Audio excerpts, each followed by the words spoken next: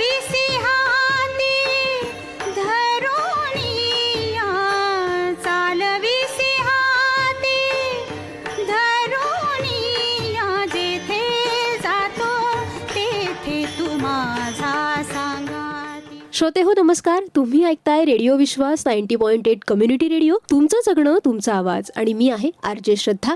अर्थातच वारली चित्रकलेवर जिची श्रद्धा अशी आरजे श्रद्धा. श्रोते हो, रेडिओ विश्वासच्या माध्यमातून आपण अनेक वेगवेगळ्या क्षेत्रातल्या मान्यवरांना भेटत असतो, त्यांच्याशी गप्पा मारत असतो, त्यांचे अद्भुत असे अनुभव ऐकून घेत असतो. आज सुद्धा एक अशीच महान व्यक्ती आपल्याकडे आलेली आहे, ज्याचं नाव आहे चारुदत्त महेश थोरात, ज्याला आपण संपूर्ण नाशिक, संपूर्ण महाराष्ट्र युवा प्रबोधनकार, अभंगकार, त्याचबरोबर समाज प्रबोधन करणारा एक तरुण म्हणून ओळखतो, ज्याला एक वेगळी सिद्धी प्राप्त आहे असं आपण म्हणूया, की ज्याने 10वीची परीक्षा दिल्यानंतर किंवा तो जो 10वीला असताना त्याला जे काही अंतःस्फुरणातून ज्या काही गोष्टी सुचल्या त्या त्यांनी त्याच्या संपूर्ण घरात, घरभर, भिंतींवर, फरशीवर, अख्ख्या घरभर लिहून काढल्या. त्याच्यामध्ये अभंग असतील, ओव्या असतील, वेगवेगळ्या प्रकारचे धर्मग्रंथ असतील, जे काही धार्मिक किंवा आध्यात्मिक त्याला स्फूर्ती त्याला आतून मिळाली ते सगळं त्याने आपल्या घरातल्या भिंतींवर उतरवून काढलं आणि तो प्रसिद्ध झाला. एक टीनेजर जो असताना सुद्धा त्याने ह्या सगळ्या गोष्टी इतक्या लिलया लिहून काढल्या, सहज आत्मज्ञान झाल्याप्रमाणे त्याने हे सगळं उतरवून काढलं आणि आपल्या नाशिकचं भूषण म्हणून ज्याला आपण आता सध्या ओळखतो असा चारुदत्त आज आपल्या स्टुडिओत उपस्थित आहे, ज्यांनी आजवर 500पेक्षा जास्त पुस्तकं लिहिली आहेत, 700हून अधिक चक्रांविषयीची माहिती अनेक ग्रंथांच्या स्वरूपातून मांडलेली आहे आणि त्याला युवा पिढीला योग्य मार्गावर आणण्यासाठी तो धडपडतो आहे. व्यसनातून मुक्त करण्यासाठी त्याचं प्रकर्षाने काम चालू असतं. तर इतकं मोठं काम हातात घेतलेलं आहेस आणि चारुदत्त, सगळ्यात आधी तुझं खूप स्वागत आज रेडिओ विश्वासच्या स्टुडिओमध्ये. धन्यवाद. तर आज आपला विषय आहे, आज म्हणजे ज्या विषयावर तू खास करून गप्पा मारण्यासाठी आलाय तो म्हणजे आध्यात्मिकतेतून व्यसनमुक्तीकडे. या विषयावर तू आज आपल्या श्रोत्यांशी गप्पा मारणार आहे आणि आपल्या युवा मित्रांना सल्ला देणार आहे, संदेश देणार आहेस. तर थोडंसं सुरुवात अशी करते की हे सगळं सुचलं कसं तुला?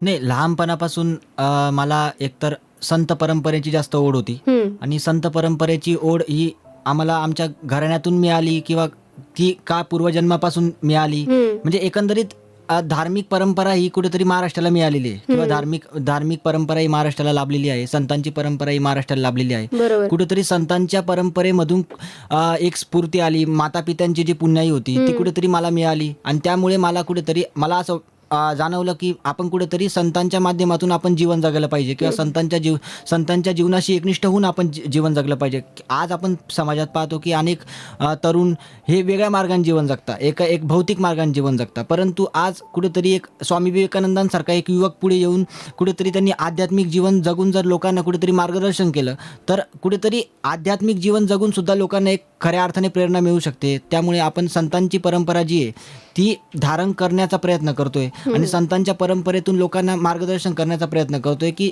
समाजाला आपण कोणत्या दृष्टिकोनातून एक खरा व्यसनमुक्तीचा मार्ग संदेश देऊ शकतो. या पद्धतीने नक्कीच. तू विष्णू भक्त आणि ऐतिहासिक काळाराम मंदिराचा भक्त म्हणून ओळखला जातोस आणि तुझ्या घरभर अनेक ओव्या आणि अनेक अभंग, अनेक आकृत्या काढलेल्या आहेत आणि ज्याला इतिहासकारांनी सुद्धा मान्यता दिली आहे आणि हे अगदी अद्भुत आहे असं त्यांनी म्हटलेलं आहे. तर हे सगळं जेव्हा तू सुरुवात केली लिहायला, तर कसं म्हणजे व्यसनमुक्ती ही संत परंपरेतून व्यसनमुक्तीकडे आपण कशा पद्धतीने जाऊ शकतो त्याबद्दल काय सांगशील? नाही, आमचा एकंदरीत म्हणणं हेच आहे की जगाला हेवा वाटेल असा अभ्यासयुक्त व्यसनमुक्त महाराष्ट्र चला घडवूया.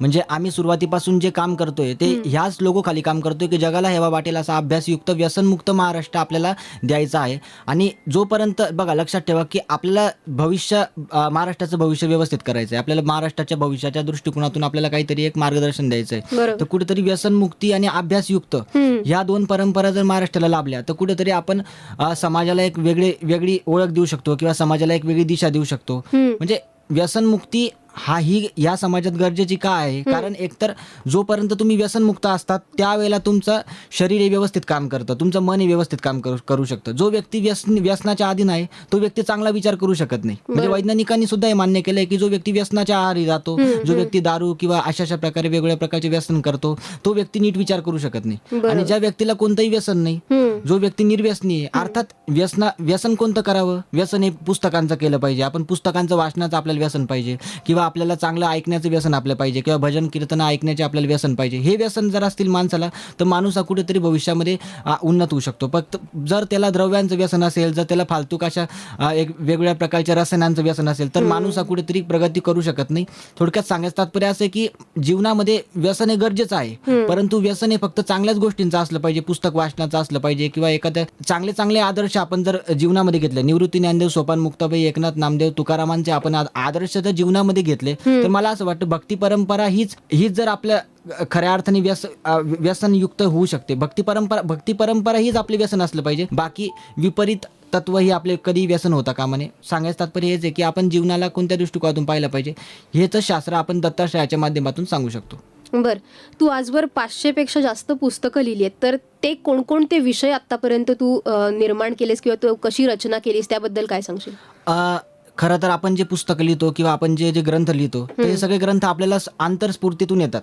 म्हणजे आपण ज्या वेळेला ते म्हणजे योगिक, हे सगळ्या गोष्टींचा आधार एक योगिक तत्वज्ञान आहे. आणि योगिक तत्वज्ञानामध्ये हेच सांगितलंय की योगिक तत्वज्ञान हेच सांगतं की तुम्ही रोज योगा केला पाहिजे, रोज सकाळी उठून तुम्ही योगा केला पाहिजे, रोज संध्याकाळी तुम्ही नामस्मरण केलं पाहिजे, रोज तुम्ही दिवसातून अनेक वेळा तुम्ही ध्यानधारणा केली पाहिजे. मुळात योग तत्वज्ञान हे आपल्याला ध्यानधारणा शिकवतं. आणि जिथे ध्यानधारणा आहे तिथे आपल्याला व्यसनाची कुठेही म्हणजे व्यसन मुक्तीचा संदेश तिथे दिला जातो. म्हणजे रोज तुम्ही जर नामस्मरण केलं, रोज तुम्ही कपालभाती केली, रोज जर तुम्ही सूर्यनमस्कार केला, रोज जर तुम्ही प्राणायाम केला, तर मला असं वाटतं तुम्हाला जीवनामध्ये कोणत्याही प्रकारचे आजार होणार नाही, तुम्हाला कोणत्याही शरीराचे आजार होणार नाही, तुमचं मन हे सदैव निरोगी राहील. आणि जगामध्ये जितकेही लोक यशस्वी झाले, तर प्रत्येक यशस्वी लोकांनी तेच सांगितलं की आम्ही रोज कोणता ना कोणता योगा करतो. आता नरेंद्र मोदींनी सुद्धा, आता पंतप्रधान आहे, तर पंतप्रधानांनी सुद्धा आपल्याला योगाचा संदेश दिला. हा देश हा योगिक देश म्हणून ओळखला जातो. भारत देश जो आहे हा ना धनाने